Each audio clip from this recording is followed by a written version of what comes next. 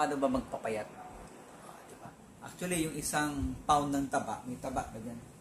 Wala nang taba si Doktora eh.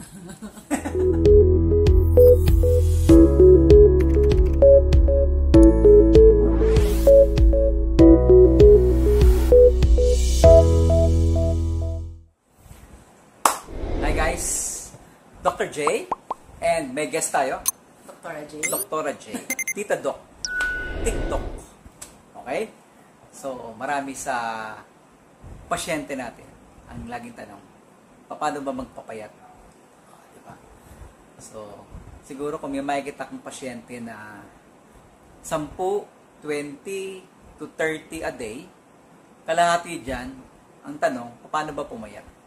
Sa pedya, si doktora po pala isang pediatrician. So, pag bata, 19 years old and below, kay doktora, kay Tita Doc.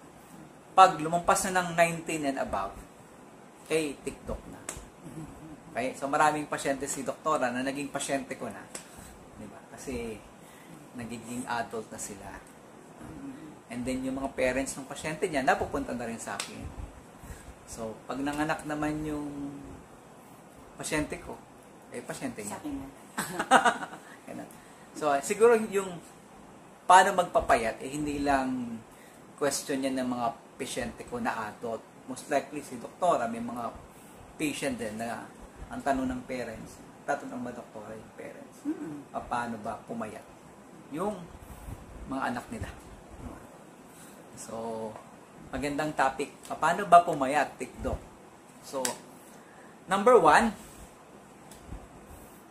bago tayo mag-number 1, paki-subscribe po muna ang ating subscribe button. Paki-share din yung video para mas marami tayong matulungan na mga pasyente na nangangailangan ng medical information. Because yung ating channel ay hindi lang sa YouTube, meron din sa TikTok.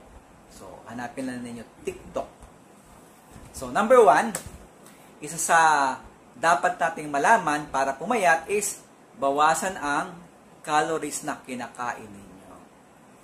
So, lagi nating sinasabi sa mga pasyente. Ikaw ba, Tita Doc? Ano ang advice mo para pumayat sa calories sa mga pagkain? No, less carbohydrates.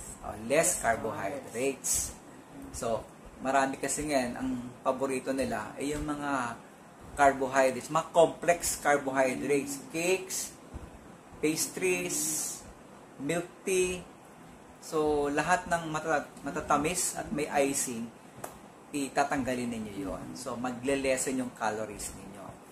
So, usually, kailangan mo ng 1,500 calories para pumayat sa isang araw.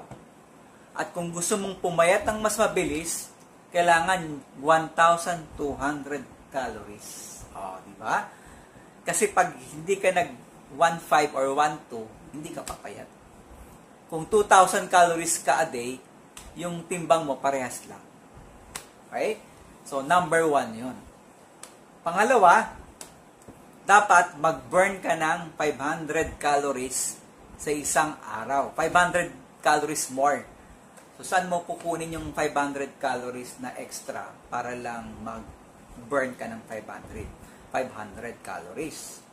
Actually, yung isang pound ng taba, may taba ba dyan? Wala nang taba si doktora eh.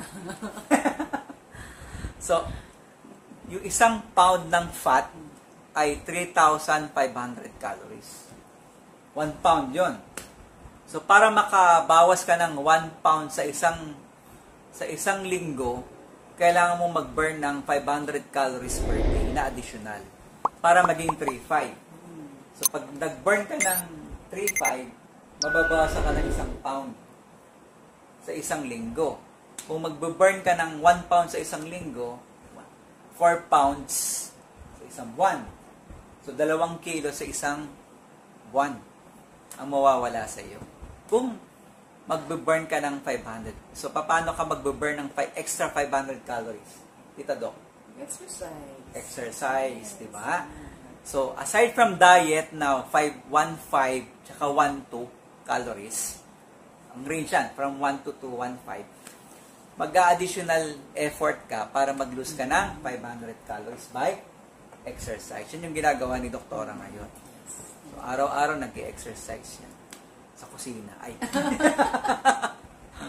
So, araw-araw nag-exercise siya para So, alam mo ba na ang Zumba ay 1 hour ng Zumba is 500 calories. Isang oras, ha? Hindi yan 30 minutes. So, ano naman yung pwedeng mabilisan? Yung jogging, pwede yon. Pag mag-jog ka ng 45 minutes, pwede ka mag-lose ng 500 calories. Kapag mag-boxing, pwede ka mag-boxing, doktora. Paano yan? Ayan. Subukan mo. Ganyan. So, pag mag-boxing ka ng 30 minutes, 500 calories yan. Tsaka yung isa, basta yung mga rigid na ang bisikleta, yung mahilig mag-bike, kailangan mo ng 45 minutes to 1 hour para makapag-ano ka ng 500 calories per day yun. 1 hour na bike. So, si Doktora, nagbabike. Nagbabike din siya. Pagtulog. Nagbabike niya si Doktora. 30 minutes. 30 minutes siya nagbabike. So, ganun siya para mag-lose ka ng 500 calories. Swimming, 30 minutes, pwede rin 500 calories ang swimming.